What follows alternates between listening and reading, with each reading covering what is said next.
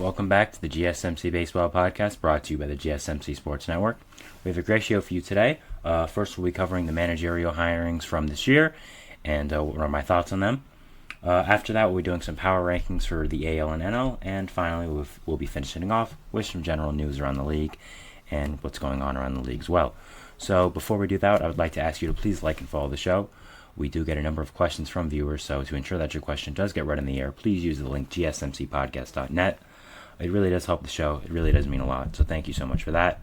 Also, 51% of you guys watching our content are not subscribed, so to make sure that you get notified every time I upload a video or anyone else, all the other great content creators on this channel do, please hit subscribe and please hit the bell notification so that you can. So thank you in advance for that, and let's get into our show today. And our first segment is going to be about managerial hirings, and so before I do start, I would like to say I am filming in a new location today. If you are watching on YouTube, you can see that, and if you're listening on audio.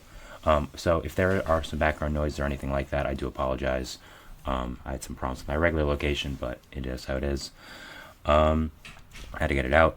Managerial hirings, So I feel like this is something I've not talked about a lot about for the off season, and I think it's a pretty influential thing. It's something many people haven't really talked about since they happened, which is at the start of the season because teams want to get it done early. So I just wanted to talk about it, give my thoughts on it. Not much is really happening in baseball today.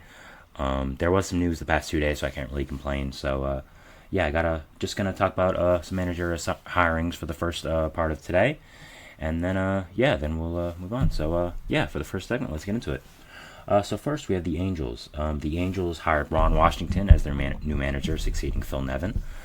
And I really like this move. I'm not really a big fan of veteran managers or kind of the old school way of doing things, those kind of guys. When the Mets hired Buck Showalter originally, I wasn't a big fan of it. I'm still not a big fan of it. I still wasn't a big fan of it when, even though he has moved on from the Mets. So really, I'm not a big fan of, like I said, these older managers who don't really believe in analytics or not kind of hip up to what's going on in baseball nowadays. But I do like the Ron Washington hiring a lot.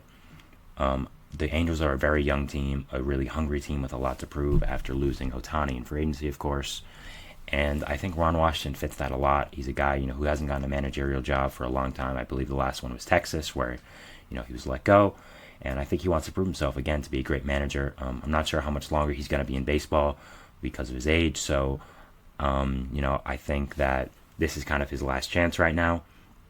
And, just really looking forward to seeing what he can do with this young Angels team.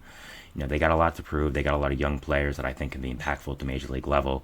So, I think Ron Washington is a great managerial choice to get that all out of them.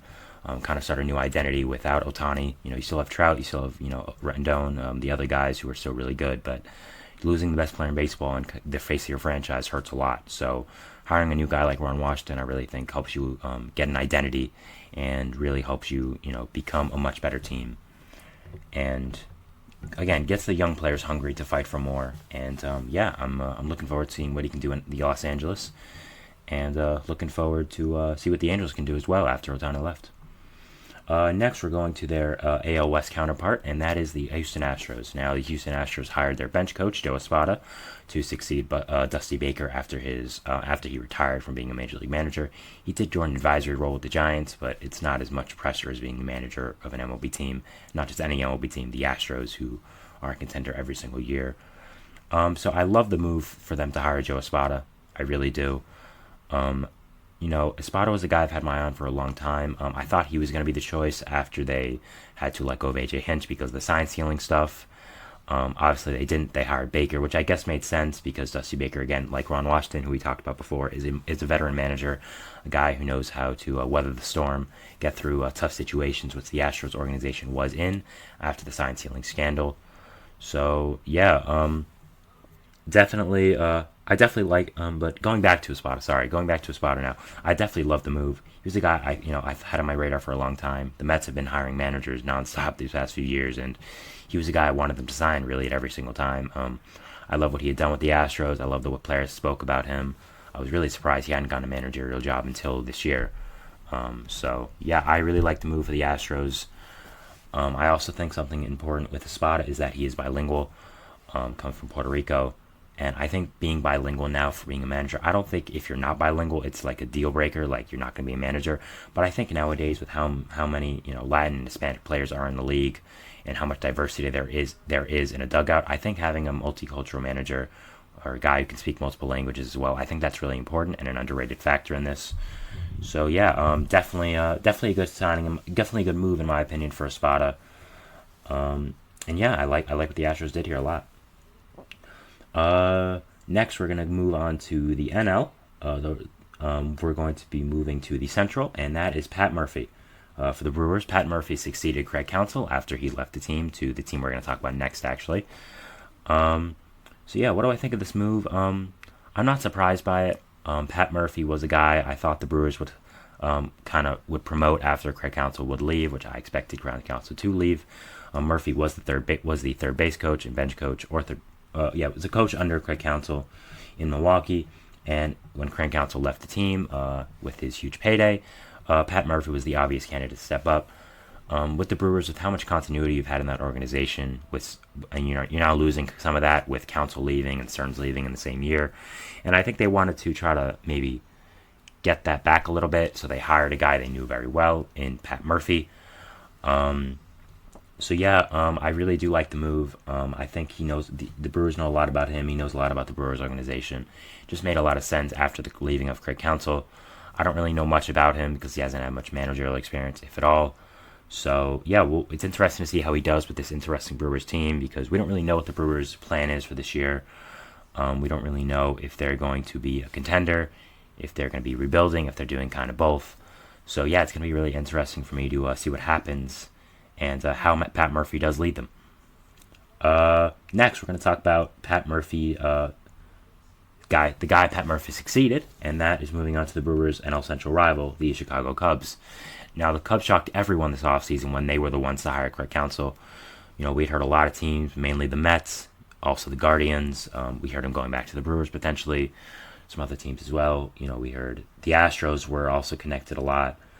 When we heard Ken Rosenthal saying that Craig Counsell was going to a team that already had a manager for those 30 minutes where we didn't know, we really had no idea. And then he announced it was the Cubs, and it kind of broke baseball. Not only for the fact that the Cubs made a huge move getting Craig Counsell on the biggest managerial contract by far in MLB history.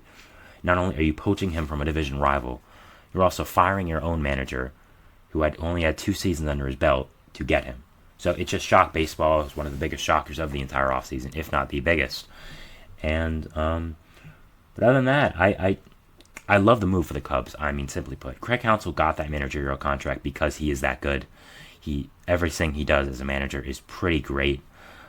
You hear about how the players speak about him, how the organization speaks about him, how you watch his moves in game, you realize how good he is. And yeah, I think it made a lot of sense for the Cubs to give Craig Counsell the contract they did, make him their manager, because they were kind of looking for an identity. They haven't really won in a few years, and I think hiring a guy like Counsell really helps you a lot with that. Definitely a great move by the Cubs to hire Craig Counsell. And really, really good job by them. Again, it is a huge contract, but manager salaries don't count towards the luxury tax. So, frankly, who really cares? So, getting a guy like that, a leader like that, I think is really important for a young Cubs team that's looking for an identity. And yeah, I love the move for the Cubs. The Giants here. They moved on from Gabe Kapler. Sorry, I forgot his name for 5 seconds. I don't know why.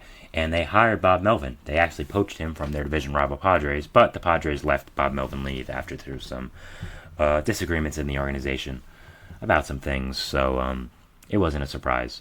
It was a surprise to let him leave so easily for a division rival. That was really surprising in my opinion. But just going off it, I love the move for the Giants. Bob Melvin, again, I'm not a big fan of the older type managers. Guys like Ron Washington, Buck Showalter have been hired in the recent years, but I think Bob Melvin is an exception. I think he's shown to still be a great manager even in the analytics era. He's shown to be prone to what's going on. He knows how to make the right moves in game. A lot of players like him. I know he had disagreements with AJ Preller, who was the general manager of the Padres, of course. That's why he moved on. We saw Matt Chapman signing with the Giants a few days ago, and I think a lot of that was his relationship with Bob Melvin. So, yeah, I think it's evident that players do like him a lot. And, I think it's a great move by the Giants to get Melvin. I really do. Yeah, just great move by them. And I like the fact that they're trying to spend, and we saw it. We saw it with Jung Hoo Lee, with Jorge Soler, recently with Matt Chapman. So yeah, great move. Next, we have Cleveland, who shocked everyone by hiring recently retired catcher Stephen Vogt.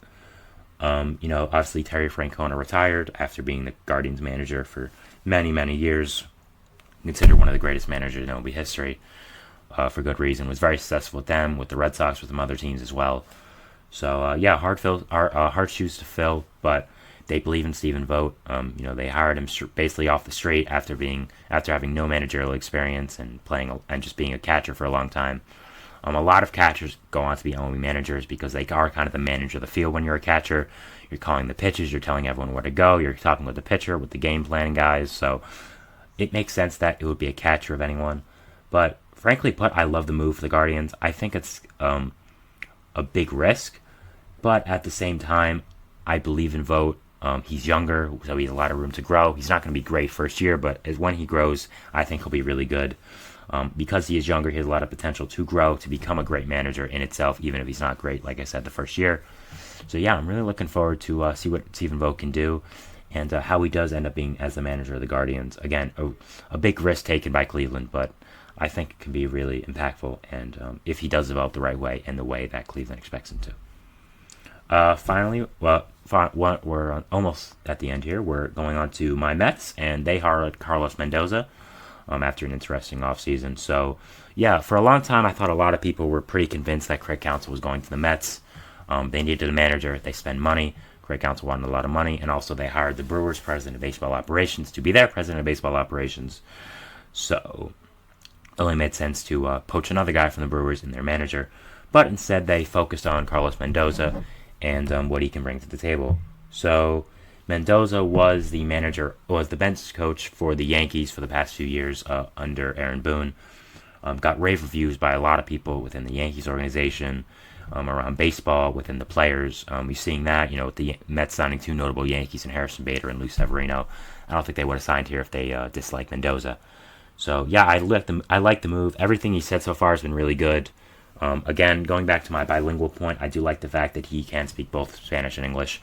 I think it's a very underrated part of a manager, bridging the gaps of people within the dugout. So yeah, I really do love the move for the Mets. I think they did a great job on it.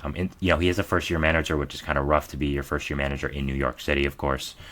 But I trust in David Stearns, in his vision for who he hired. I trust in Carlos Mendoza. And yeah, I'm super excited to watch him up close. We'll probably talk about these manager hirings later in the year as well, seeing how they've started. So yeah, but I love the Mendoza signing. Hiring, I guess, technically, but it is a signing because they're signing him to a contract, and he is baseball, so yeah. Finally, we're ending off with the Padres. We talked about who they let go before and Bob Melvin. Now we're talking about who they brought in, and that is their third base coach, Mike Shildt. Shildt managed the Cardinals for a little while, was fired from there. Yeah, I think it makes a lot of sense for Shildt to come in for the Padres. A lot of Padres players liked him. He's familiar with the organization, with the team. And after some years of turmoil and underperforming teams, I think it makes a lot of sense for Shildt to come in, kind of get everyone back on track. He's already been good with communication after talking about with Xander Bogaerts that he's going to move into second base and, communicating there. So I think that's really important as a manager. So, yeah, he started off well. I'm not sure how I feel about the signing. I didn't really like the job he did in St. Louis, but maybe he's changed. We're not sure. So yeah, it's going to be really interesting to watch what happens with Shildt in San Diego and what does happen there. So yeah. So that's the end of segment 1. We talked about the managers. We're going to take a break here, but before we do that, we're going to go to our second segment, which is going to be about AL Power Rankings. The rankings I have for the AL currently. I'm going to move that a little bit. If you're on stream, you can see what I'm doing. There we go. Yeah, we're just going to talk about that, and we'll talk about it after the break. So I'll see you after that. Thanks. Oops. There we go.